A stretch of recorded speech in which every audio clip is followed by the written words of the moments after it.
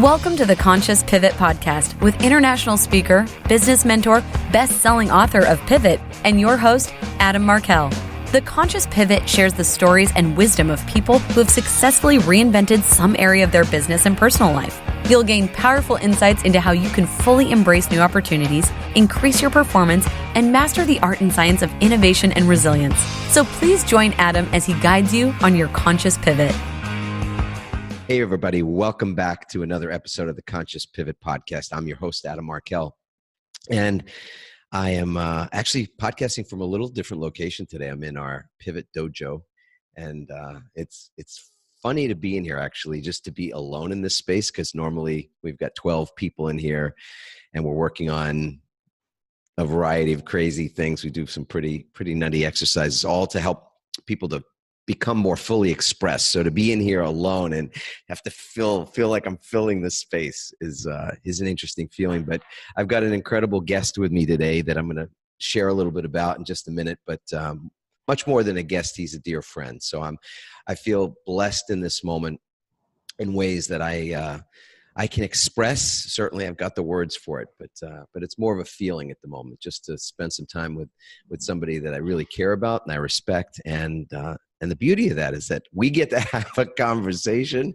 and it's just us chatting, but everybody else gets to both, I think, experience the energy of a good relationship, of a long-standing friendship, as well as to learn some things about business, because the gentleman that I'm going to introduce has just this ridiculously long history of success in business, and he's got wisdom in a way that I think is, he's consciously aware of some of the things, and probably there's a whole bunch of stuff that's just sort of unconsciously competent behaviors and habits and ways of doing things that he's not even necessarily fully apprised of himself. But I notice it, and then a lot of people in the world notice it too. So his name is John Assaraf, and he's a serial entrepreneur, brain researcher, and the CEO of NeuroGym.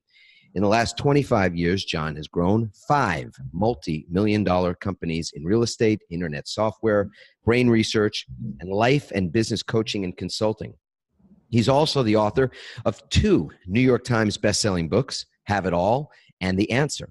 His brand new book is called Innercise. We'll talk a little bit about that today. The new science to unlock your brain's hidden power. John has made frequent appearances on Larry King Live and has been featured in 8 films, including the blockbuster smash hit The Secret and Quest for Success with Richard Branson and the Dalai Lama. He's one of the leading behavioral and mindset experts in the world, with a unique ability to help people release the mental and emotional obstacles that prevent them from achieving their very best in life and in business. John is a vegan who cares a great deal about what he eats. He eats his own hot sauces, and he actually makes them. He meditates daily. He exercises 6 days a week. I'm going to really find out if that's true today, but 6 days a week. That's what it says here. And he loves skiing, traveling, taking cooking classes, listening to the Bee Gees and Enigma, and being a dad, a husband, a mentor, and I'll add, a friend. John, welcome to the show today. Hey, buddy. I'm so happy that my mom sent you that bio.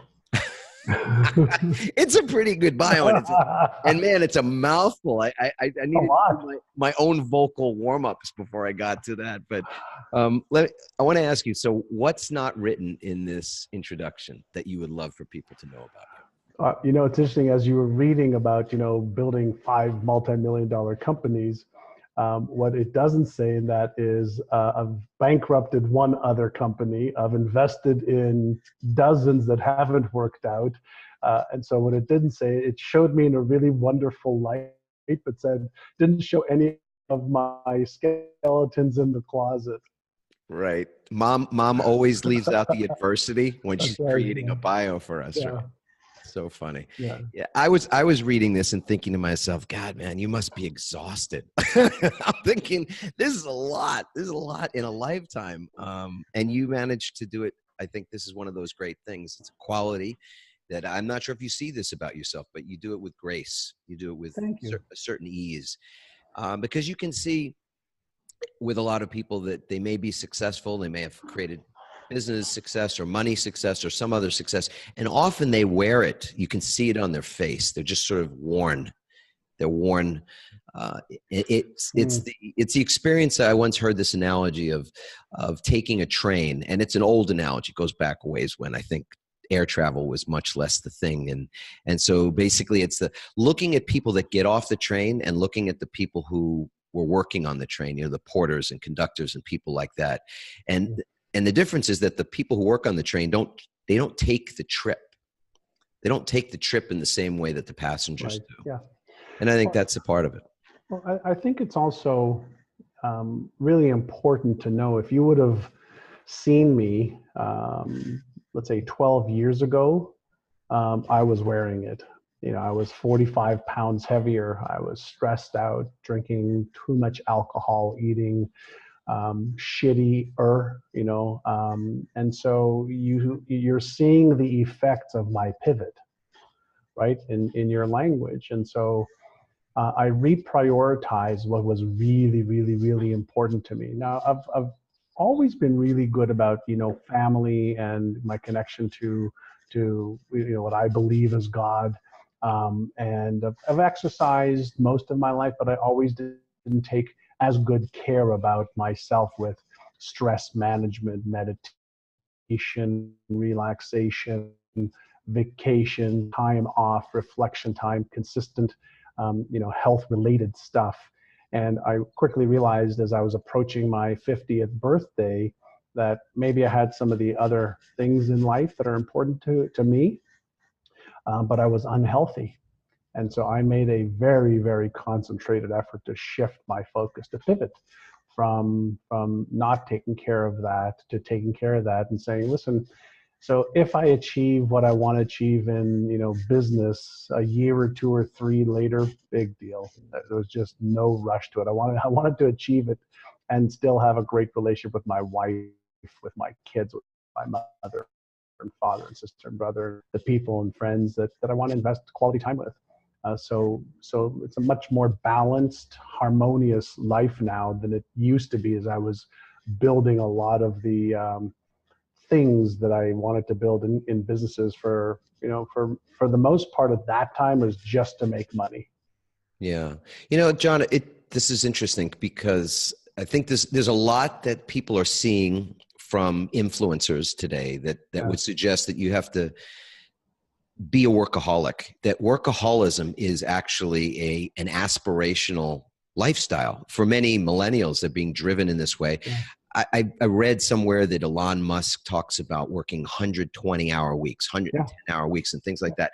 And so there's a part of me that goes, well, that would be interesting. What if I have twice as much time? What if I was twice as productive? That kind of thing. And so is there a hack to that? Is there some way to be able to squeeze more juice out of the vessel, so to speak?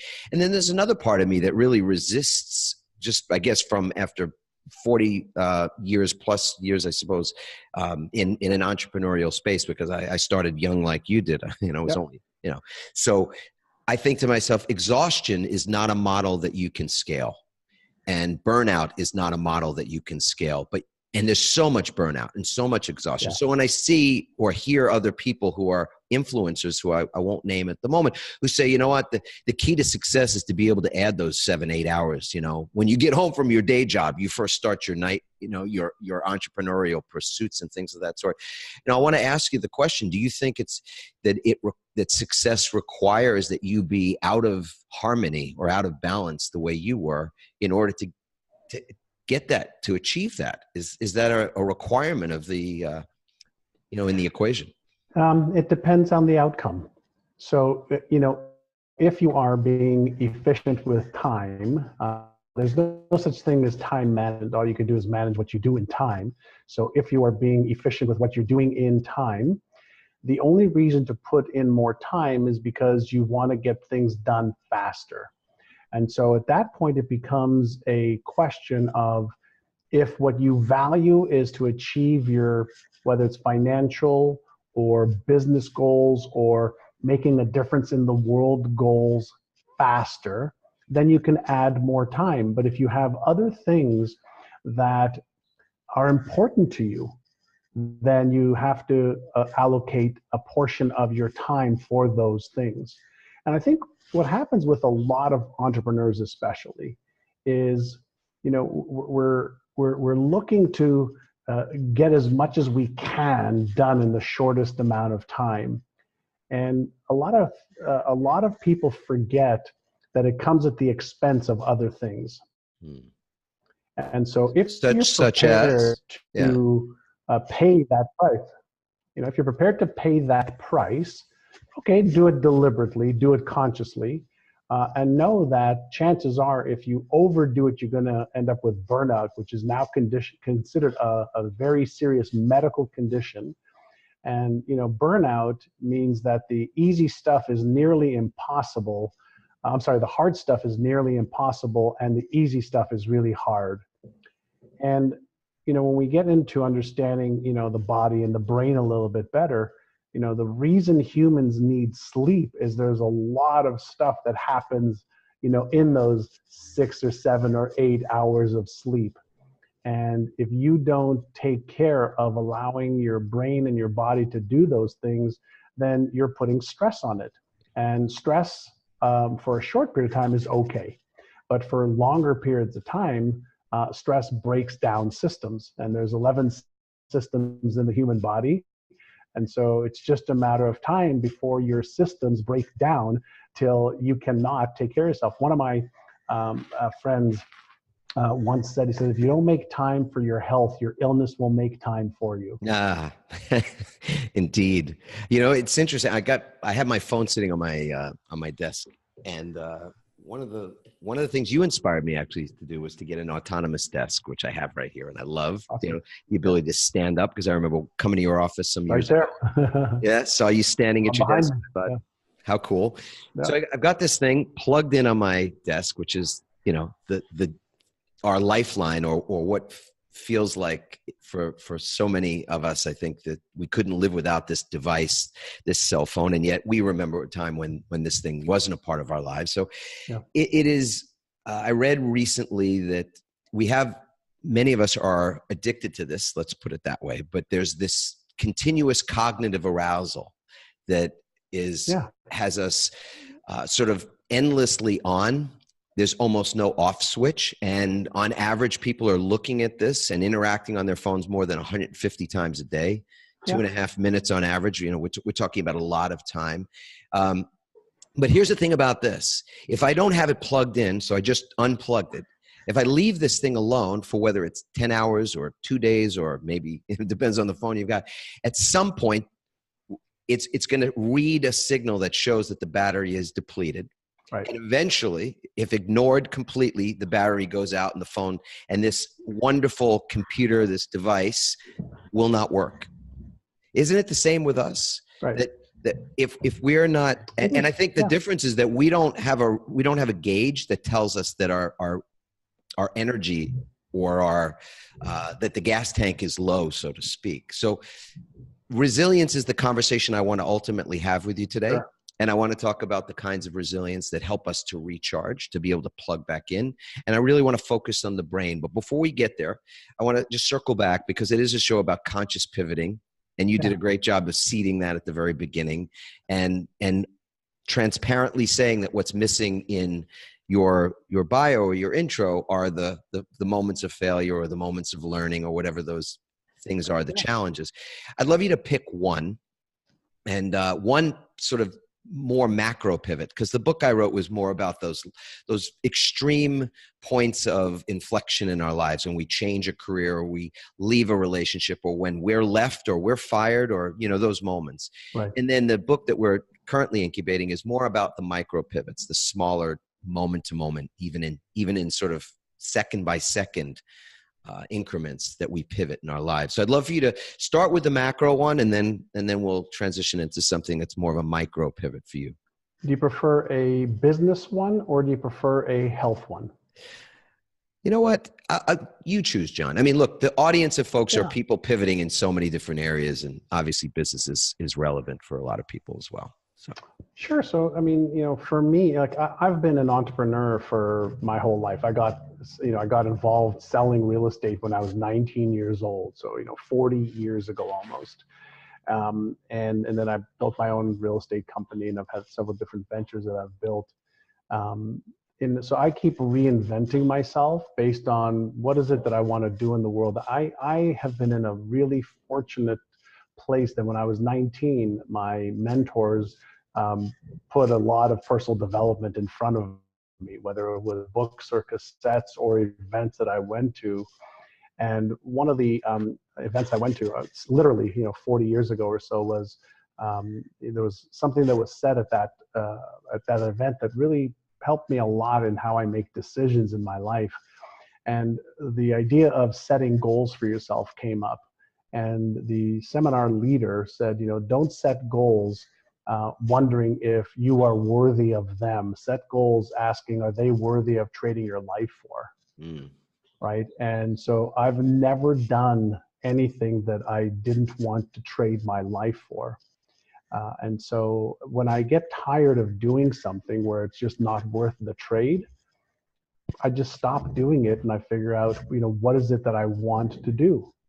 And so I went from, being in real estate to being, in the online world of virtual tours and virtual seeing homes and inside of cars on computer and bringing virtual tours to the world.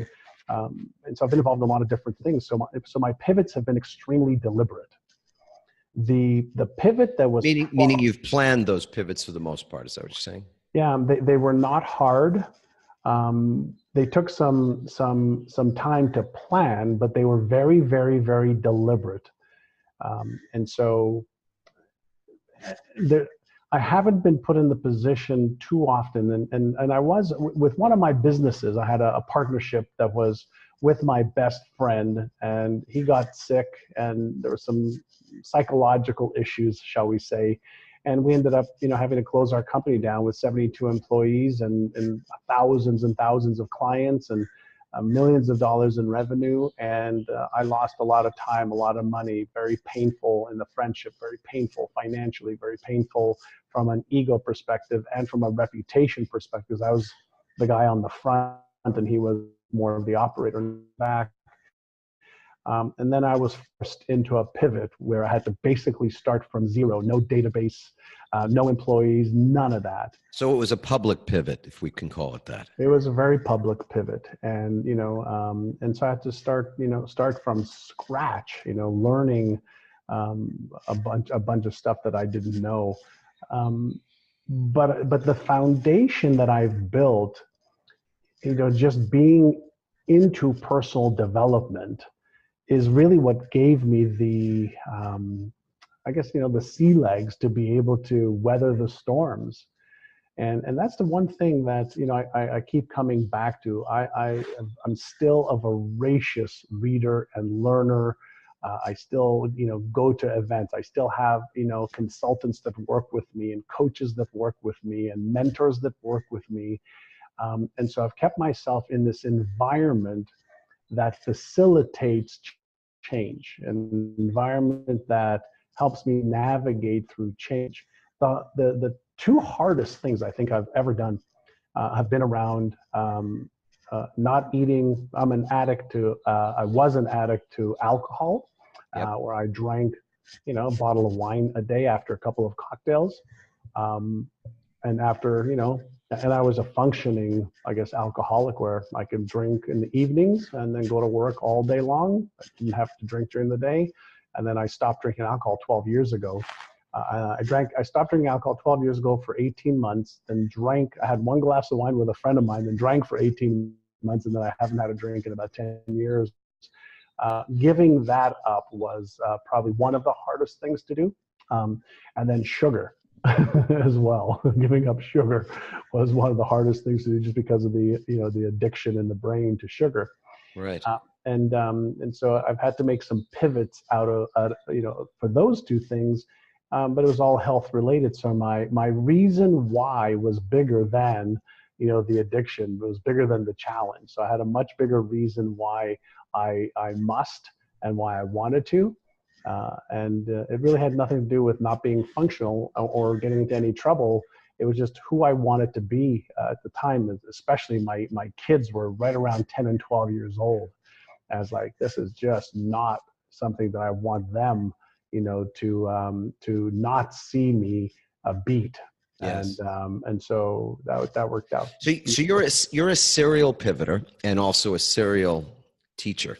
And I mean, you've been teaching for a very long time. I want to put you to the task of taking the lessons and the wisdom of the pivots you've made and chunking it into three things that you could say were common, are common denominators or common elements of that serial successful pivoting, which you've done. So what would you say are those three things? Because you've already said a few things and I'd love to just unpack it a little bit. So everything that I teach my students right now evolve around three things. One is mindset. So attitude, perspective, beliefs, habits. Number two is skill set. What are the skills? What's the knowledge and the skills that I need to have in order to understand the pivot, to understand what it is I'm trying to achieve? What's the real stuff, the neurological stuff, the biological stuff, the emotional stuff, the physical stuff, that all falls into mindset and skill set. And then what are the specific behaviors? Specifically, when I talk about behaviors, I'm not talking about one-time behaviors. I'm talking about specific behaviors that must become my habits. Exactly. So I remember you being fascinated with this idea of unbelieving. Where does beliefs fall into that category? Is it purely in the mindset area? Oh, yeah. Well, yes, the answer is beliefs are nothing more than neural patterns in the brain. So the more we believe, the more evidence and repetition we have and experience we have. But what if you can get to the point where you don't believe your beliefs? What a great question. I want to know, I want to understand, do you believe, I'm going to put the belief question to you, and I have a sense of what you're going to say here. Can an old dog really learn new tricks? Because there are a lot of people who are, if they have self-awareness, they understand that there's patterns to their behavior. They've existed since, it depends on how much work you've done on yourself, but initially, it's the stuff you did last week, but when you dig deeper, it's the stuff you've been doing your entire life, probably since the age where you first experienced some form of trauma, whether it's 6 or 7 or 8 years old. And now you make meaning out of things and you do certain things repetitively. So can the proverbial old dog learn new tricks, John? Well, the unequivocal answer is yes, and let me unpack it a little bit and explain. So you said a word just before, it says patterns. Well, those patterns at one point when you were born did not exist. What is a pattern? So a belief is nothing more than a cluster of cells that have connected and have been reinforced. Habits are nothing more than thoughts, emotions, feelings, sensations, and behaviors that have created a cluster of neural networks that have been reinforced, that have moved from a time when you did them consciously with effort to a subconscious pattern that requires zero effort. It's automatic, and that's what a habit is. So when a dog is comfortable and just repeating the same things that he or she does, that just means that they are really good at using something called their automatic self to do the things that don't require any thought or energy. And so if we want to teach that new dog a new trick, we have to first figure out what's the trick we want them to learn. And then we have to do spaced repetition and experiential behavioral behaviors in order to teach that old dog new tricks. I keep Rubik's Cubes next to me all the time. I have 2, 3, 4s, 5s, 8 by 8s, 10 by 10s. And can you teach, somebody who's never done a Rubik's Cube to solve this Rubik's Cube in less than 10 minutes? And the answer is yes, even though there's billions of patterns or algorithms that you can follow. Now, if you don't know how to do it, then it's nearly impossible. But when you understand that in order to develop a new belief or habit or perspective or behavior, there are things that you can do algorithmically, that when you repeat these patterns, they actually take the place of the old patterns. It's all based on neuroplasticity, the brain's ability to rewire itself.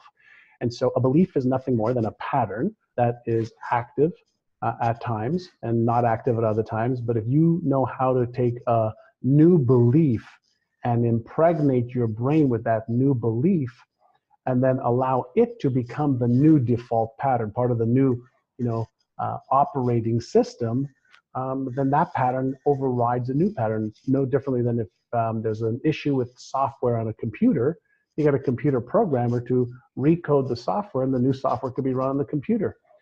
Our brains operate pretty much, in alignment with that. They don't operate exactly like a computer, but our brain is a living, thriving, changing organism versus an organ.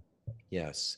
You a fan of Augmendino's work? You ever check out some of many, many years ago, yeah. Yeah. So there's an old book called The Greatest Salesman in the World, which I absolutely love. And in that book, Augmendino says something along the lines of, weak is the person who allows his thoughts to control his actions. Strong is the person who allows or forces her actions to control her thoughts.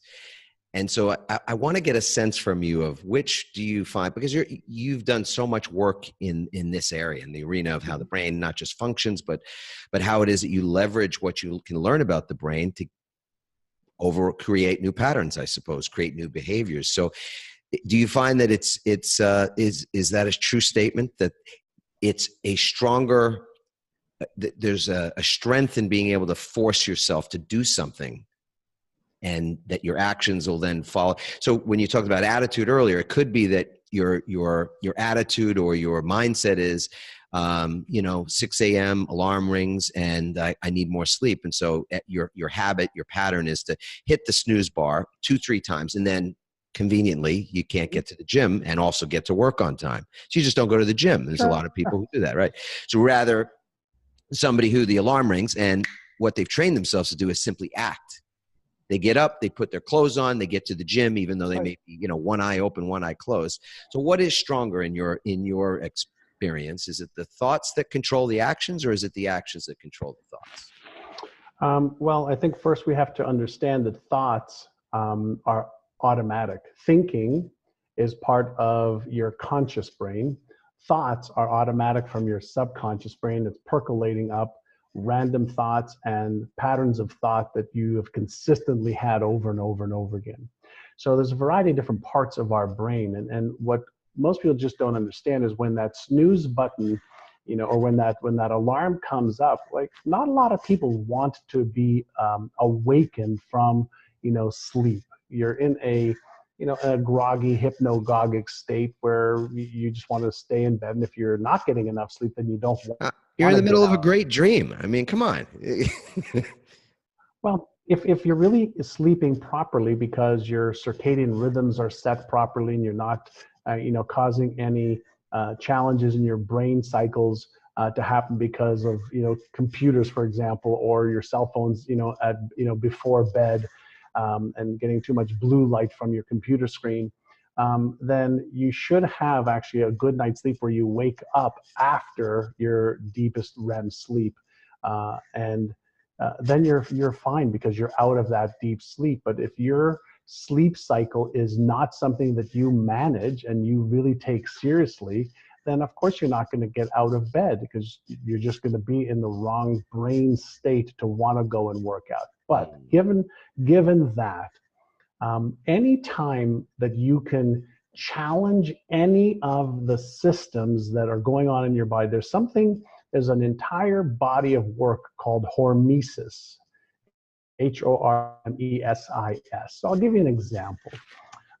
When I go and shower now, and I started this in January earlier in the year, after I take my nice, soothing, hot shower, I do about 3 minutes of as cold of a shower as I can. Now, why do you do that? Well, based on a lot of the research, number one, me overriding my I don't want to do a cold shower gives me emotional mental resiliency to override a comfort zone and a pattern that I've gotten used to for 58 years. Nice hot shower, warm shower. And then finishing off with a cold shower is not fun or easy initially. It taxes, your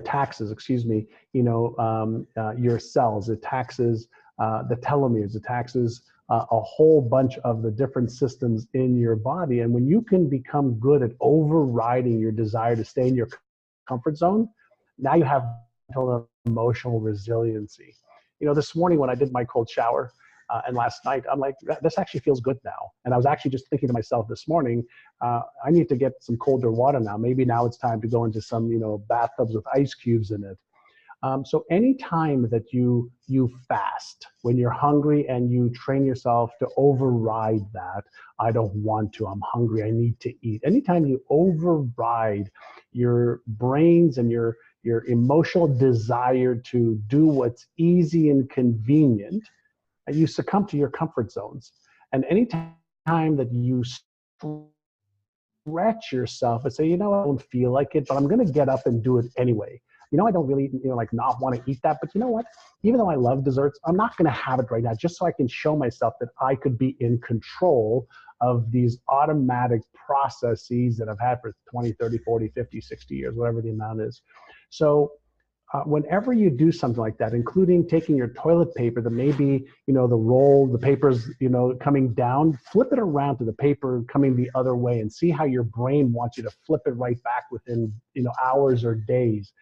So anytime you take, whether it's a mundane or a more sophisticated routine, and you interrupt it and you override the natural propensity to want to do what is comfortable, right. You are developing mental and emotional and possibly, even physical resiliency.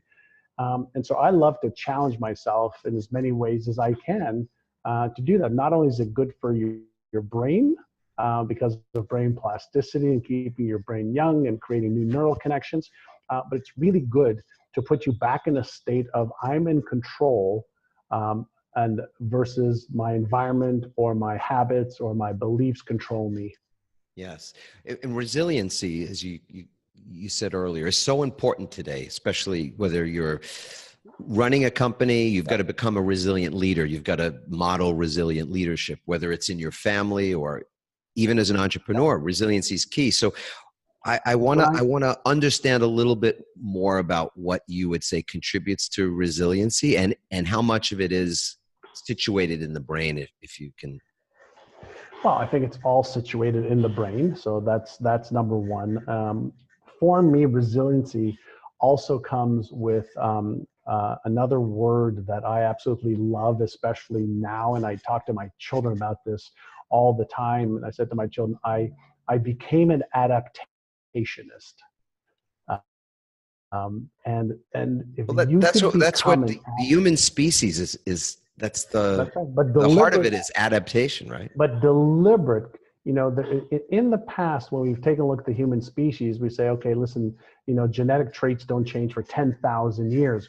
Well, what about deliberate conscious evolution? In research studies with mice in the last several years, if you take a very, very smart, let's say female mouse, and you put her through a maze that takes 6, 7, 8 hours to get through in order for her to get some food and water, she will pass on the genetic code to that maze so that her offspring can actually go through that maze like that upon birth in a fraction of the time. So as she goes through the maze and her neural networks are changing, she's passing that genetic predisposition to her offspring in one generation, not 10 or 20 or 30. So survival of, the smartest, maybe survival of the most able to adapt, the most resilient, absolutely. Survival of the pivoter, the pivotist. Survival of the pivotist, survival of the fittest, survival of the smartest, survival of the most resilient.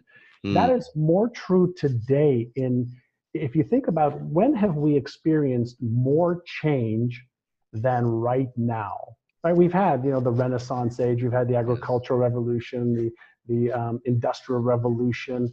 We're right in the midst of a psychological revolution, a neurological revolution, where our brains are starting what I believe is the beginning of a massive adaptation for the next 10,000 years. Yes. And whether we will be, in spaceships like Star Wars, traveling between planets at crazy, dizzying speeds with our joysticks and our feet doing stuff, or just brain to computer interfaces, we are at the precipice of a massive, massive shift with augmented reality, virtual reality, mixed reality. I've been looking forward to living into the cartoon of the Jetsons forever. Yeah, absolutely. And we're here. You and me both, and we're here. Autonomous vehicles and things like that. It's artificial intelligence. All that is coming to a head, and so the individual who is resilient, who could pivot, who can adapt, who can deliberately put herself or himself through it, and go, I'm actually enjoying this process because I'm developing a sense of greater control. So let's be mad scientists for a second together, right? So if we know that that's the toolkit that we'd want, that's most relevant now, and probably if I was going to give my kids or give anybody's kids something at the earliest stage, it would be that they could do the things you're talking about. They could adapt quickly, make new decisions quickly, pivot quickly, reinvent quickly, not get bogged down in what was, because change is the normal, and it's always been the normal, but the pace of change, the pace of disruption is exponentially greater every day now. So let's just talk about how the brain might function in that area and what we could do, what kind of training is available, even John, to help people to establish those new skill sets for a world that is changing so rapidly that to try to even pinpoint it in a moment is sort of foolish. Right. So since we're talking about the brain, and we'll talk about the brain-a-thon in just a minute, but when we understand our human brain, I've got a few brains here in my home office, but you get a couple of brains sitting around in your office, buddy. Brains sitting around. So why do people get stuck in these comfort zones? Why don't we like to adapt? Why don't we practice resiliency? And there's really a very, very simple answer. Our brain is wired for safety first, right? So when we think about safety, what kind of safety? Survival, number one, physical, emotional, spiritual, financial safety. So anytime our brain processes information, it has to analyze whether there's real or potential danger involved in that. And it balances that out against how much energy is it going to take to do this. And so energy conservation and survival are paramount in the brain. And right with that is avoidance of any kind of pain or discomfort. So adaptation is uncomfortable, right? Doing something that I don't really want to do is uncomfortable. It requires energy. So now I'm doing something that I don't want to do, or I'm being asked to or forced to. It requires energy. There might be danger involved in it. And I don't know whether there's a payoff of pleasure. That's possible. So our brain processes information from the perspective of energy conservation, pain, move away from it as fast as possible, and survival. And so how do you manage to feel this discomfort? Because what happens is when our brain is in a state of discomfort or possible fear or danger, we're releasing the neurochemicals of cortisol or epinephrine, and that happens at a subconscious level. The feeling that it causes is actually what makes people stop. And just for folks that don't know, cortisol and epinephrine are stress hormones. Are fight, flight, freeze. Those are the hormones that are released in those times. Stress hormones, and a little bit is good. Too much, is not a good thing. Is not a good thing. Yeah. And so when we have these feelings that we haven't learned what to do with, So for example, when people feel vulnerable, right, what do? They do anything but go into the vulnerability. Right. And the answer actually is, in order to release the vulnerability, you have to actually step into it. Same with fear, right? Fear is a bluff. It's a bully. It's Right. the moment you go into it, it sort of falls, it Right. falls away. Yeah. So it falls away, and there's obviously some logic that you have to go through in order to say, is this real danger or imagined, and how do I minimize the risk? And that's part of getting logical brain, working with the emotional brain, working with the instinctual brain. It's head, heart, gut, getting all those three in alignment. But strictly from an organism perspective, not wanting to is normal.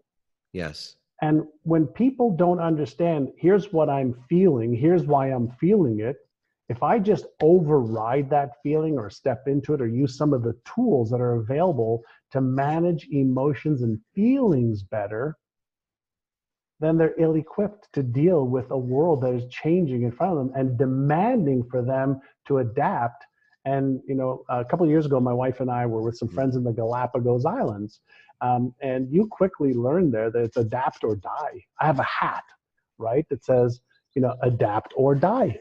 Yes. And that's our species. And we're in the beginning stages of massive adaptations and changes. Jobs that are secure now won't be in the next 5-10 years. There's so much disruption that is about to happen that most people are going to get blindsided in a monstrous way. And if they don't know how to foresee it, yes, accept it, challenge themselves to adapt to it. Foresee it, accept it, challenge themselves to adapt to it. Yeah. In our corporate consulting, and even in the work we do sometimes speaking to companies, we talk about self-disruption, because as you said, the disruption, that's a wave, it's a tidal wave, right. It's coming. It's coming, it's here. It's here, people feel it every day, and it's right. Only getting bigger all the time. But to be able to self-disrupt was a skill set that I first learned or became aware of when I was working as a lifeguard at this place called Jones Beach many, many years ago. Because on that beach, we had, on a Saturday or a Sunday, we'd have 100,000 patrons. I mean, it's a lot of people on a not a thin stretch of beach. It was actually a very wide area of beach, and ripped currents and things that were happening. We could never have made all the rescues needed if we'd have allowed the environment to dictate the game. Right. And I think, you mentioned environment earlier, and I want to circle back as soon as I'm done with this one little story here.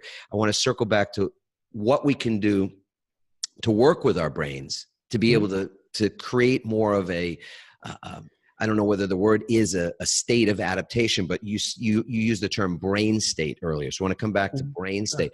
But I'll tell you, when I was 19 years old and I was sitting on that lifeguard stand and we had so many people in the water, literally it was like the watering hole. Yeah. And there were 8-10 guards up at one time. We could never make all those saves if we didn't change the environment to make it possible. So where we could see people were getting in trouble, we would blow our whistles. We would move them. We would use a variety of different means to just disrupt the environment as it was, so that we could not lose anybody. And what triggered this for me was earlier when you said that you've lived your life working in positions, or at least in businesses, where you would trade your life for it. At our beach, we had a mantra that our captain shared with us very early on after we had lost somebody, and we through a search and rescue, they drowned and we didn't find them. And for 7 summers after that, we never lost anybody at our field, because he said, you either make the save or you die trying. That was a very serious life or death context there. But it was something that we were willing to trade for, meaning the goal, the ability to protect, to serve, to do what we were doing, to be in comradeship with other people who would put their lives on the line, meant that if that happened, it happened. It wasn't what anybody wanted, but we were willing to put ourselves out there for it. And you were prepared to practice to ensure that it didn't happen. So your level of commitment to being so damn good to self-preserve, but also to preserve others, that was the benchmark. Exactly. And that self-preservation in many ways was self-disruption. So Of course, deliberate conscious evolution, I call it. Perfect. So let's talk about brain state, because I want to get into the discussion of how it is that you do train people, because you don't train people one-on-one. I know years ago you used to mentor people by the, maybe by the dozens, but now your time is not allowing for that. So you work with people in a bit of a different way that gives them the access to not just your wisdom, but the wisdom of people who've mentored you in this space. So I'd love to talk about that, but let's just, the brain state is the thing that is the area that you work with people to create new patterns. Is that correct? I want to just get a better understanding of. My specialty is helping people develop the mental and emotional strength to become aware of the obstacles that are really holding them back. So whether it's the knowledge or skills they're missing, the limiting beliefs they have, the fears that they have, or the self-image or self-esteem issues they have that's really preventing them to take action, fulfill their biggest goals and dreams. I personally don't believe that knowledge and skills is the problem, because we can Google anything or buy a book or CD or course or program and find out exactly what to do. That's not people's problems, either not being able to find out what to do or having the skill. But as to that tidal wave of disruption that we've been talking about, I want you to speak to that specifically, if you could, John. So where do these things help people to adaptationist? That's what we want people to be able to do, right? First is belief in self. Mm-hmm. Belief that no matter what happens, I can make it through, and I can achieve the goals, the dreams, the lifestyle, the desires that I have. So belief in self first. Okay, so that's a check from me. I'm just going to put myself in the lifeguard stand now. Yeah. We had total belief that we would be okay. I always believe that. Okay, so absolutely. So that's number one. Number two goes a little bit deeper than that, and that is, do you really believe that you deserve to have that? Do you really believe that you deserve? So you have this goal and this dream, and you might have this belief that, I believe I can have that. But do you really deep down inside that you, as a soul, as a human being, do you actually deserve that? Yes. Do you feel worthy of that? Worthiness, exactly. Perfect. Then number three is the silent killer, and this is fears. Fears of failing, succeeding and then failing, being embarrassed, ashamed, ridiculed, judged, disappointing yourself or others if you try your best and fail.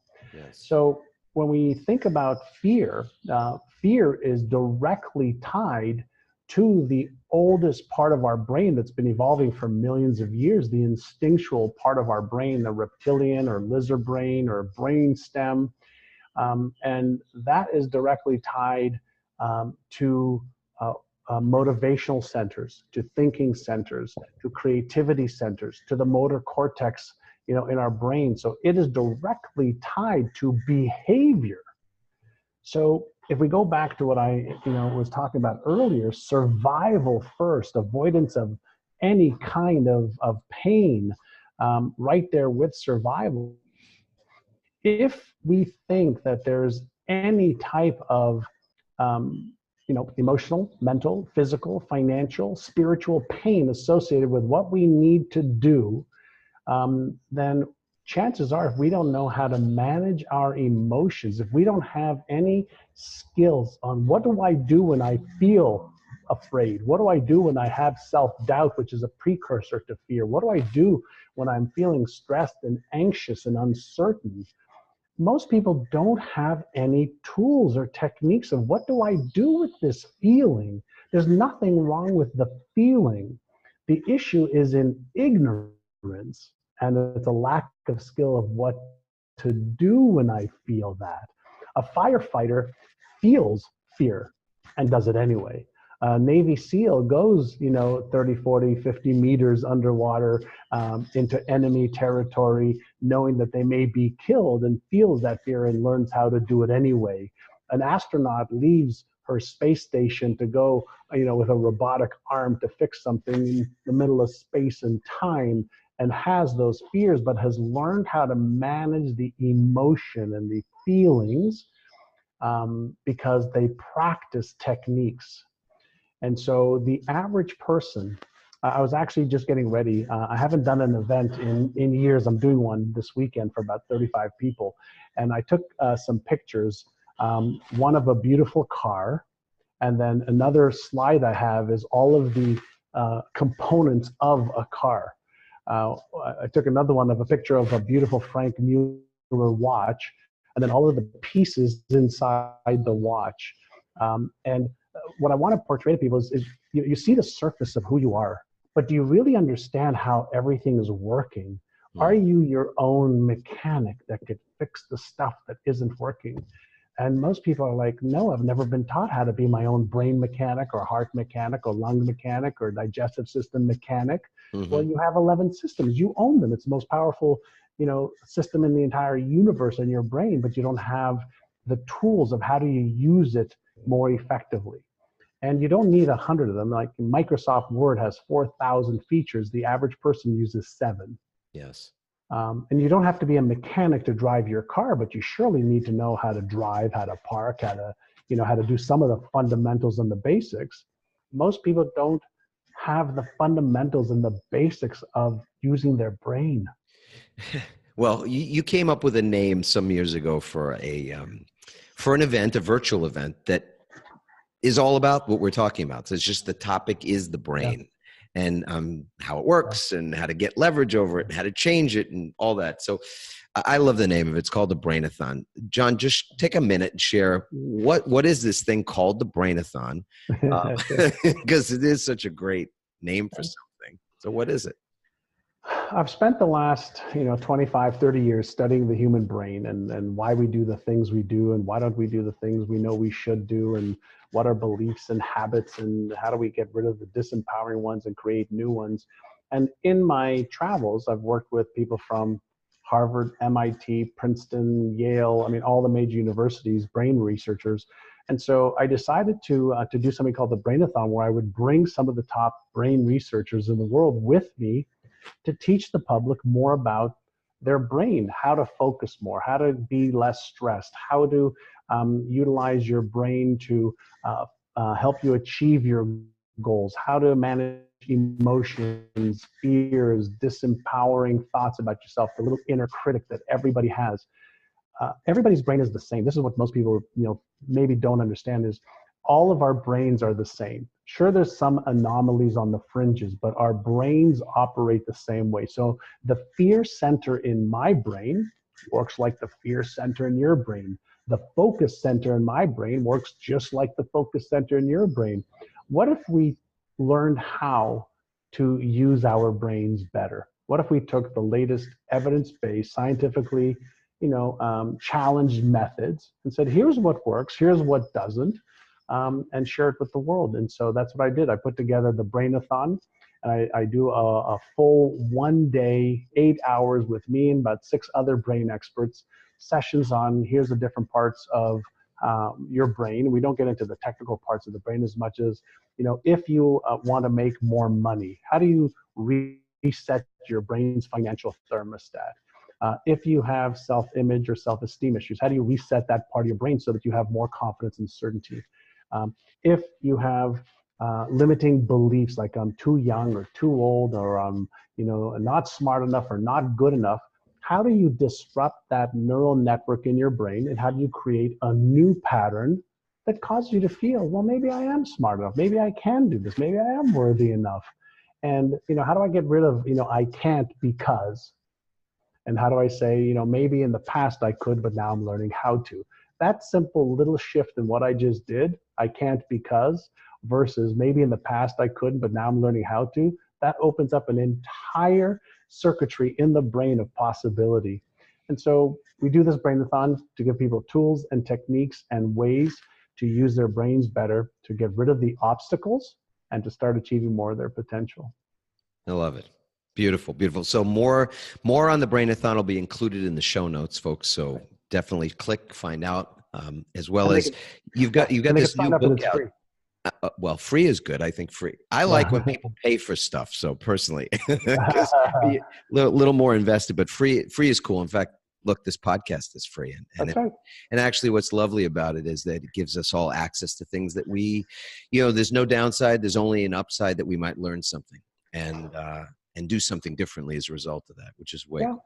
And listen, anybody who feels comfortable with who they are and what they have to offer will give a lot of free stuff. And if people like what they hear and what they see, then maybe they'll go deeper in my work and my books and my programs and yours. And there's more access now. People, John, you know this better than me because you've been involved in this space longer than I have been. In the last 2 years alone, there's been more content created in the prior 2,000 years. So, I mean, and much of it, probably 95% of that content is free. It's available on YouTube. It's available in so many ways. So I couldn't agree with you more.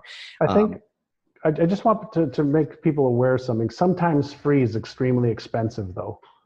So just go into that, John. What do you mean by that? Well, sometimes part of the challenge with all of the channels, whether it's podcasts, YouTube, Pinterest, Instagram, Facebook, part of the challenge is you have a lot of people who are offering opinions, and opinions are great. And there is so much hype and bullshit out there that's produced. And really? So sometimes free is extremely expensive because it doesn't come with, real evidence. And one of the reasons, I know you do, I know I do, the people that we hang with, we're looking for the stuff that's evidence-based. Yes. This is proven to work. We know this combination works because, and there's empirical evidence. And one of the things I decided to do many years ago for myself was I want to separate myself from everybody else in the personal development industry. I took one of the hardest topics, so the human brain. If you want to compete with me on the human brain, you better do some serious studying, put yourself, in the environment, of being drilled and grilled. Before I published my newest book. I think you've been a researcher as well. I mean, it's a way to, and I know you don't typically describe yourself that way, but I research 2, 3, 4 hours every day, every single day. The new book, Innercise, is that the result of a lot of that research as well? Because I'd love for people. Yeah. I mean, I don't need you to say this. I'll be the one to promote it, but please go out and buy the book on Amazon, or if there's some other way that people can get it, we'll put it in the show notes as well, John. But tell us about Innercise for a moment. So it's called Innercise, like exercise for the physical body, Innercise for your neuromuscles, and the new science to unlock your brain's hidden power. There's a website, if you put up ignitemybrain.com, they can find out about the book, and I've got a bunch of free gifts for people who buy the book. It's already a bestseller, and I've got some brain training audios that I give people when they buy the $11 book on Amazon. I give them a couple $100 worth of brain training audios. That's cool. And it's all around giving them actual tools and techniques to strengthen their mental and emotional capabilities and their resilience, and more importantly, how to achieve every one of their goals and dreams. So we've discovered that there are different parts of the brain, for example, that are responsible for setting goals, and other parts of the brain that are responsible for helping you achieve goals. Now, most people get the setting goals part really well. Here's what I want. And that's great because now you're using a little bit of your logical, deductive reasoning part of your brain, maybe even some emotions, maybe even some instinctual parts of your brain. But in order to really achieve your goals, you've got to really create coherence or harmony between a few different players in the brain, like you would if you were in a band. If one of the band members is not playing well, chances are you're not going to have really good harmony. You're not going to have harmony, excuse me. And so getting your brain in coherence and harmony makes your ability to achieve your goals a lot less stressful. Stressful is when there's too much going on that you don't know how to handle. And so if you want to make or achieve your goals with a lot less effortless, not effortless, but effortless, get harmony and coherence in your brain. That's what I talk about and teach people how to do in the book, Innercise. So pick that up. That would be great. Thank you. No, it's beautiful. John, we're going to wrap up, but I'm intrigued by other people's rituals. And this is show called the Conscious Pivot Podcast. So it hopefully isn't just the implication, but we're overtly stating that there's a difference between your conscious way of being and your unconscious way of being. And habits, I'm not making this distinction to downplay the importance of habits. And a book like Stephen Covey's The 7 Habits is famous for the fact that there are habits that people do unconsciously, and they've created unconscious competence. That's fantastic. I just look at habits like you described them earlier as patterns, like the way I brush my teeth with the same hand or drive home in the same way. And what I think is really important is when we want to change something in our life, whatever that might be, we've got to create some new way of doing things. And those are consciously created rituals. These are the distinction being that we choose to do it versus something we're doing by default. So John, what's something that's not a default mode? And you said earlier, that you've been doing some things for many years, like going to the gym 6 times a week or what have you. What's something that you do consciously that's sort of a ritual, that you do it at a certain time of the day, every day or almost every day for a particular reason? What's a ritual that you've got? January 7th of this year, and you just said something that sparked this, I started brushing my teeth with my electric toothbrush with my left hand instead of my right hand. I started putting face cream on with my left hand instead of my right hand after I shave, which I didn't this morning.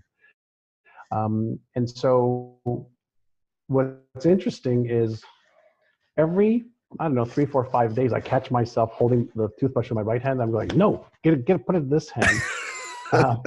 Now, why am I doing that? Well, now it's really starting to become a habit already.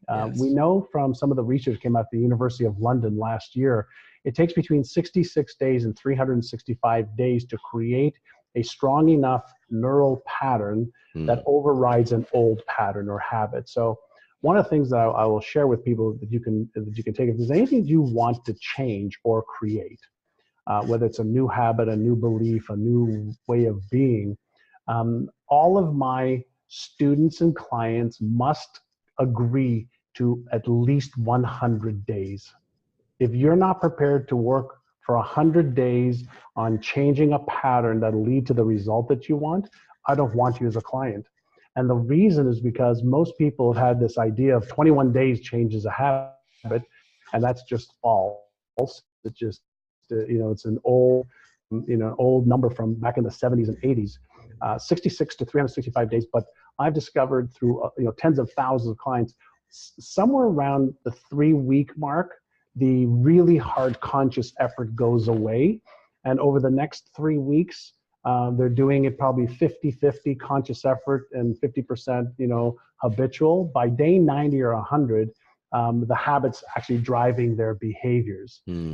So that's, I just wanted to do a sidebar on that.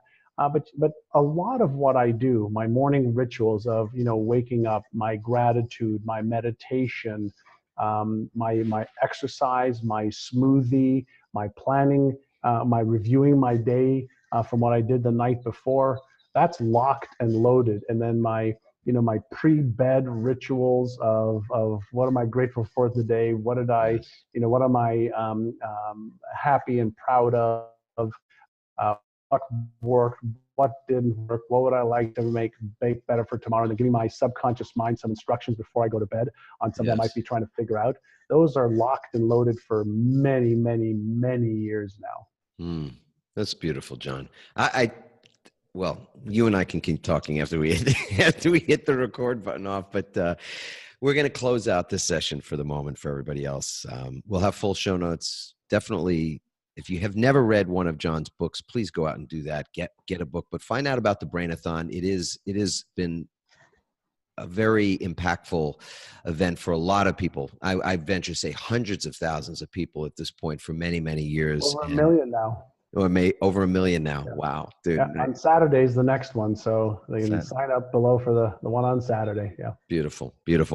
I'll end as I do every time with the same ritual. So this is my ritual ending, but it's also such a blessing. I find it so important that I remind myself of what I'm grateful for. And at the beginning, I was grateful to have a conversation with a friend and to be able to share that with many, many people in this community that just have sent such loving messages to us about how these conversations impact them. And so we just want that to continue to grow. So if you're somebody that is new to this, please subscribe. Please leave us feedback. We'd love for you to add a comment, adammarkel.com/podcast. And I answer all those comments personally, as well as you can leave a review on iTunes, although iTunes is going away. So leave it on Stitcher or something. But in any event, we got to do something really remarkable this morning. Something miraculous, actually. So, John, I'm going to ask you this question. Did you wake up today? Oh, absolutely, brother. And thanks to you, you gave me a little ritual, that every time I put my feet on the floor, I'm grateful that I got to put my feet on the floor because other people didn't. Yeah. It's such an incredible, sometimes the most profound things are really the simplest, and it's a simple practice, but you got to wake up and I got to wake up, and there was no guarantee when we went to sleep for either of us last night. There was no guarantee we'd wake up today, and just the same tonight. So as we take that the first conscious breath of the day, so for everyone that's watching and listening to this, my prayer, my hope, my expectation, my intention is that you will get to wake up again tomorrow. And by that, I mean just more than even just waking up physically, although that is a blessing all by itself, that you wake yourself up consciously, that you wake up your being, whatever that means to you, that you're just a little bit more alive tomorrow than you even were today. And you can also realize in that moment that you are awake, that there are people who are in that very same moment taking their last breath. And that makes that moment holy and sacred and special, and certainly something to be grateful for, regardless of the circumstances that you're waking up into. And then lastly, in this very simple waking ritual, the words are written on my shirt. They're 4 magical words. And I'm going to ask you, John, do you love your life? Oh, I love my life. Those are the my words. Wife and I love my life. That's it, man. It's Jerry Maguire. There's this great scene in Jerry Maguire with Dickie Fox, who is Tom Cruise's mentor in that movie, and he says, and this is where this all came for me in 1993, I think is when that movie came out, something like that. He says, I love my wife, I love my life, and I wish you the kind of success that I've enjoyed, and I wish that for everybody right now. I wish you all the kind of success where you love your life, and if you don't, that you find reasons to. And if you do, that you find more and more reasons to just know that that's a foundational place. So, John, again, thank you so much for being a guest. This was tremendous. Thank you, my brother. Always appreciate being with you. And ciao. Listening and watching. Wonderful. Ciao for now, everybody. Have a great rest of your day, your evening, or wherever it is we're finding you. And we'll see you in the next episode.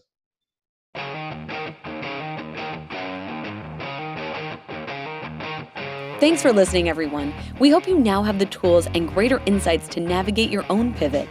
Help us inspire others by sharing this episode and leaving your comments over at adammarkel.com/podcasts. For more tips, strategies, and support as you consciously pivot into a new business and lifestyle you love, join our Pivot community on Facebook at pivotfb.com.